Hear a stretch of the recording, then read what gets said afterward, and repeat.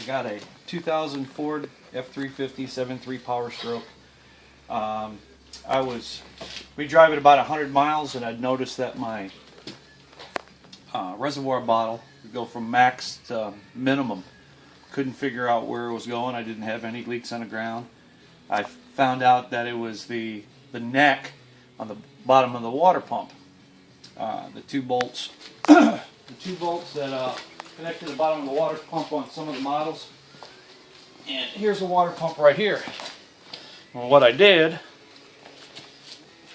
is I broke the bottom bolt, because right here was where it was leaking and it galled up, and tried my best, but I was really mad because just because I broke a bolt, I had to change out a perfectly good water pump. Turns out the best thing that could have happened was I broke this bolt, because what I found out once I took it apart, the water pump is seized up.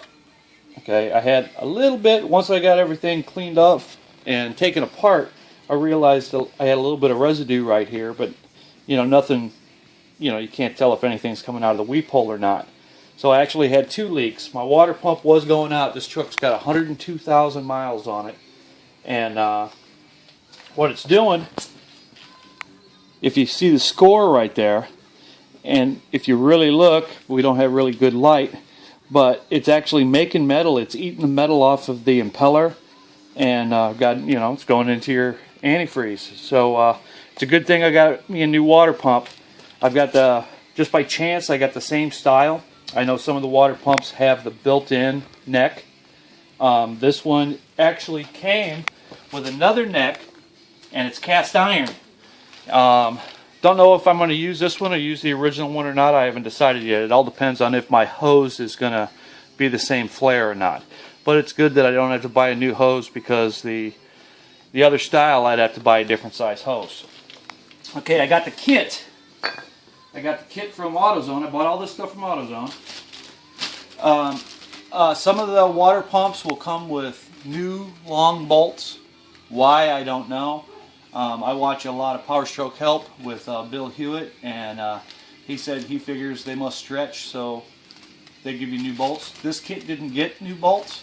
I just got two bolts, and I'm not sure even where they go, because the belt pulley is a four bolt system, so I don't know where those go yet. But this is the kit I got from AutoZone. They charged me. I had to put a $25 deposit down. These are junk. They didn't work for what my needs were. The fan shroud bolt, the fan bolt on this, was a 1 7/8. It was bigger than any video I saw on YouTube as far as getting it out. A lot of people use impact wrenches to get it out, straps, stuff like that. And everybody says that the worst thing about it was getting the fan off of the water pump. That was the hardest part of changing the water pump on these things. Well, I came up with a solution. Oh. Get up in there, Coop. My solution was a strap I've got. It's a Ridge number 5, okay? And it's the Ridge Tool Company out of Elyria, Ohio. I'm sure you can find them. I can't imagine them costing very much. But I took my serpentine belt off. I put it went right up against the idler. Let me get a flashlight in here. Went right up against the idler. And I took a 1 7/8, which I had to borrow from a good friend of mine. I had to put a 1 7/8 down in there. I hit it about 5 times with a nice big hammer, and that sucker just came off like butter. The strap will stretch a little bit, then it bound up, and then she just popped right loose. Okay, so that was nowhere near as hard as what I thought it was. Now this is the kit they give you. This goes over the 4 bolts on the serpentine pulley, and there's nowhere for it to lock. If you cock it to try to get it onto the idler pulley, or if you put it onto the AC condenser, it's off of those bolts. It's dangerous. This thing is a knuckle buster. And the other wrench they gave me, you're supposed to put on the flywheel. It doesn't fit. It didn't fit my truck. Now, whether this truck was made in Kentucky. This is a Kentucky plant truck. But if you look, I got the big bolt. But I tell you what, I hit it a couple times with a hammer, went on that wrench, and the sucker came right off.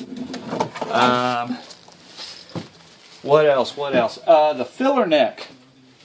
I'm looking at my filler. Everything looks good. My front case looks good. I haven't decided. This might be a good time to go ahead and change my my crank sensor. This truck, when I bought this truck, it had the paperwork for the update because they had a recall on those back in the day, and the guy who owned it before me had that changed out under warranty. But everything looks good. And what I noticed once you get all this stuff off of here is that I did have some antifreeze right in behind my my harmonic balancer on the crank there, and the tube, this is where I broke the bolt right here, that was right here.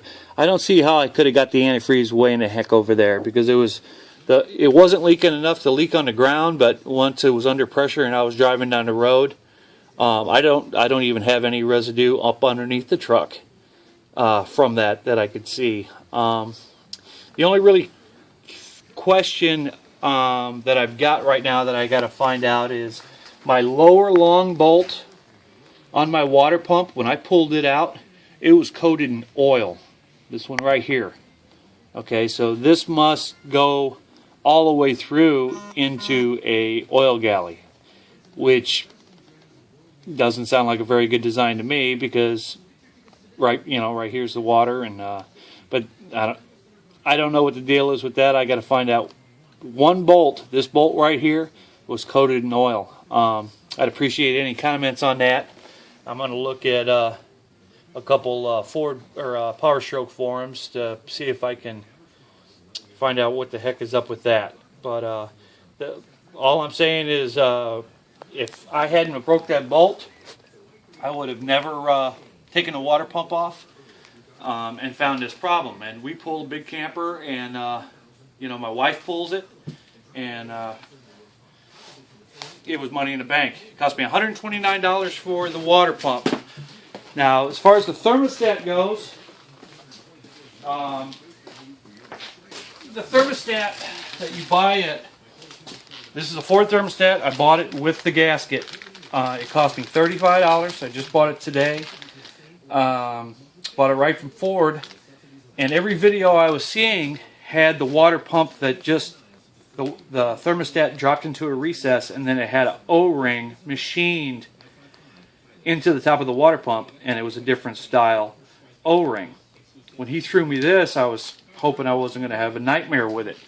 When I went to AutoZone to buy the water pump, they had the water pump for this style, so everything was cool. My only question was, well, is the filler neck different because of that?